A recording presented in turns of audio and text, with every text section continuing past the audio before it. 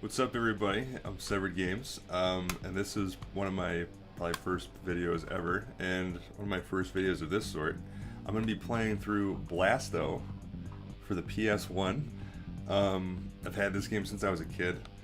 Nobody I know has ever played it. I didn't get very far. For those who don't know anything about the game, you're like a superhero, kinda, sorta. Yeah, I'll read the back. Enormous free-roaming, fully interactive 3D animated world. Phil Hartman does the voice of Blasto. I don't remember what he's in, so that's not relevant to me. Run, fly, jump, climb, shoot, swim. You ride a big blue alien chicken. I mean, hell yeah. Action, adventure, beautiful Blasto babes, absurd humor, alien shooting mayhem. What more could you want? Blasto is here to save Uranus. Well, it sounds sweet, but from my experience and a little bit I played as a kid, not so much. From what I understand, it was a very heavily pushed game from Sony. Marketed the fucking snot out of it, but didn't do very good. And yeah, I don't know. I don't think it's gonna be a lot of fun, but we'll see. So next time you see me, I will have hopefully beaten the game, and you know, I'll highlight some crap in between there I think is relevant, and yeah, hopefully this game doesn't make me pull out what hairs I do have in my head out of my head. So yeah, wish me luck. Alright, so here we go. We got Blasto for the PS1. Let the complete mayhem begin. Right off the rip, I'm just trying to move around, get my sea legs for how the controls work. I did notice right away though that he is very stiff. Very, very fucking stiff. He's about as heavy to move around as he looks. You can't really, I mean, you can run and change angles, like in the middle you're running, moving left to right a little bit, but I did find it was a bit strenuous on the thumbs, and over time, yeah, this game does beat the shit out of your left thumb, using the D-pad, that is. And right there, I'm messing around with the aiming feature with L1. Pretty fucking pointless, except for like a few instances here and there, but yeah, other than that, total waste. So I picked up invincibility, going to save the chick, and then I start to realize, this game seems like it gets pretty fucking laggy when there are a lot of enemies around. Which I thought, oh, you know, that's pretty shitty, but as it turns out, with how hard this game is, with all the fucking hordes of enemies that come at you, that keep on spawning, it's actually pretty damn handy, because it gives you a little more time to react. It's kind of like you're moving in slow motion. So, a little blessing in disguise.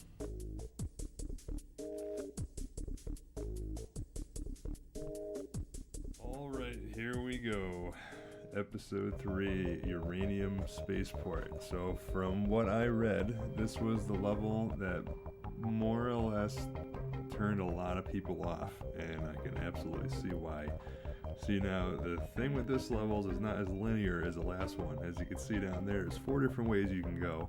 The one to my left, I believe, was number 5, but there's a lot of backtracking in this one, unless you remember exactly what button unlocks where.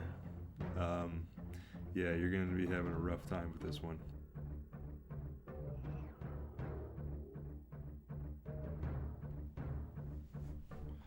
So, finally, like 45, 50 minutes later, I finally make it to the end of the level. I decided I'm going to skip all that shit. You guys don't have to watch that. You didn't miss much besides just some headaches and a lot of backtracking and a lot of cursing, etc. So, made our way to the space pod, on our way to episode 4, thank God. Uranian Dunes, which, to my surprise, wasn't much of a sigh of relief. I was actually learned quickly that that level kind of sucked too if you didn't know where you were going. The map was very, very confusing.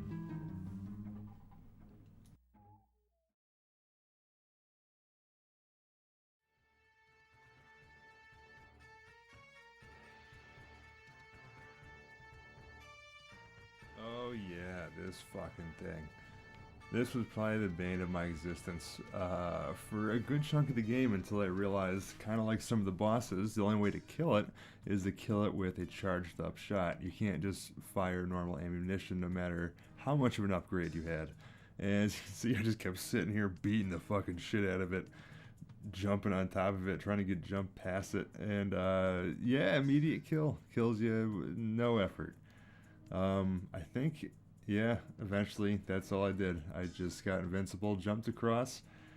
Not worth it. Made the lives back that I lost just trying to kill that stupid fucking thing.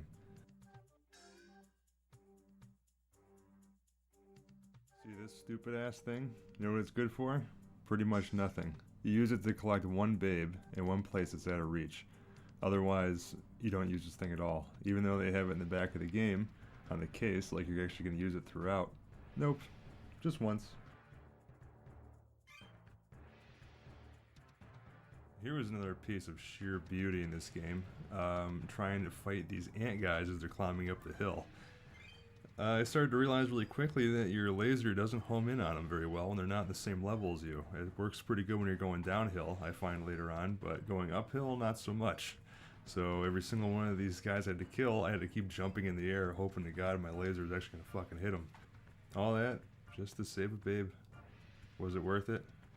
Yeah, you bet your ass it was. Oh yeah, this boss. I'm just gonna let the game footage do the talking.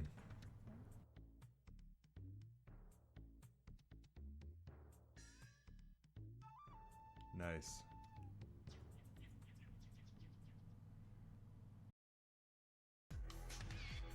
Oh yeah, and after I got the jetpack, I gotta say, I picked it up pretty quick. Really got the hang of it.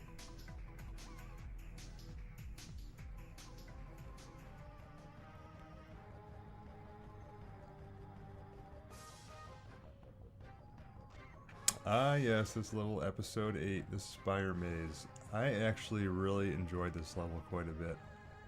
This was played the night I really sunk a lot of time into it, like a good 3.5 hours or so. And yeah, I don't really have too much bad to say about this one. All in all, I really enjoyed it. The way it looked, you got the freeze gun, which was interesting. Just kind of like the flamethrower, but yeah, still pretty neat. Yeah, just the whole layout of the place. And the music. The music was pretty good.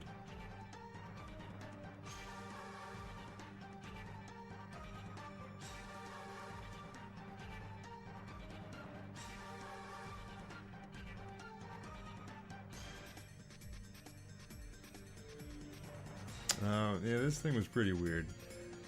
It was kind of interesting. You actually had to use the aim mechanic for once. Yeah, and the way that thing would work is, depending where you shot it, it would pivot more or less. But even when you got it to where you're supposed to have it, it was still a little sketchy to know if you're going to get it right or not. But, still pretty cool though, I thought anyway.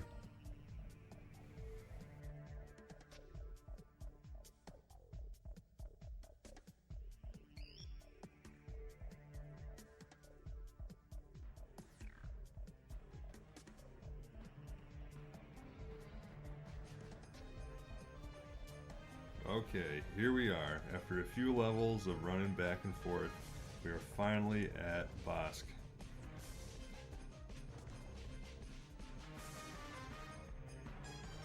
So after the first phase went down, here's the flawless, beautiful transition to the second phase.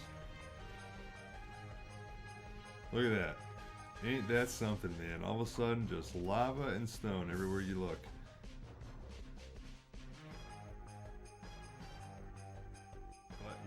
So here's second phase. Just a lot of smashing square and hoping the guy that you hit him, be prepared to die quite a bit. Here it is. There it goes. Oh, the final shot. There it is. Bosk is defeated. Now, at the time of filming this, I was so fucking stoked. I was praying that there was not going to be another phase after this. And quite luckily, no, there wasn't. So that was it. That was Blasto for the PS1. I was really happy to have it finished, and I'm proud of myself for doing it. Okay, I did it. I survived. I beat Blasto. And I gotta say, honestly, I'm pretty glad it's fucking over. The game wasn't terrible. It wasn't great. But, I don't know if I would play it again. Just not any fucking time soon. There were some key things that I thought were kind of lame that they kind of skipped out on. Mainly like the jetpack and KFC chicken, whatever that you ride. You know, they advertise in the back here like you're going to be doing that for at least maybe half the game. No, that's not the case at all. In fact, you just kind of use the jetpack one time, for one mission or episode, if you will. And the chicken, even less than that. You use the fucking chicken, as I had highlighted, just to go get a babe off somewhere because you could jump a little further. But other than that, it was a complete waste. Never fucking used it otherwise. They seemed like they kind of missed the mark on this bad boy. I'm not surprised it flopped, and it was very hard. It was very tricky. Yeah, bosses felt very unrewarding. Every boss you would kill, you get nothing, no health, no lives, no gun upgrade, nothing, period. You got more from saving a babe than you did actually killing a boss. So that was pretty lame. You felt very unrewarded at the end of it. Kind of felt like it was just forced upon you. And then like, well, that's life, some kind of like that. So yeah, that was shitty. I think the game could have been better, definitely could have been better. But what would I rate it out of 10? 10 being the highest, of course, 10 being stellar, most perfect game in the world. Nope, not so much. I'd probably give it a 6. I'm leaning more towards 5, but I'm going to be generous and give this turd burger a 6. The only reason I gave it a 6 is because there was times that I just kind of like, time sort of flew by. I wouldn't really call it in a maybe having fun way, maybe more so just the challenge of it and being just stressed to move through it. And I was a little worried I wasn't going to end up beating this game. I thought I was going to give up halfway through, but then one night I just kind of trudged through a shitload of it and then said, alright, I'm beating this fucking game. And I did. Yeah, well, I hope you guys enjoyed watching. This was my first video pretty much ever I've ever made, so go easy. But yeah, thank you guys for watching.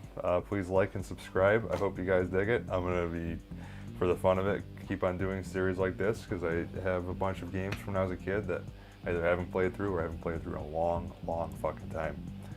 So yeah, and it's fun. Nice little hobby. Anyway, thank you guys again, and bye-bye.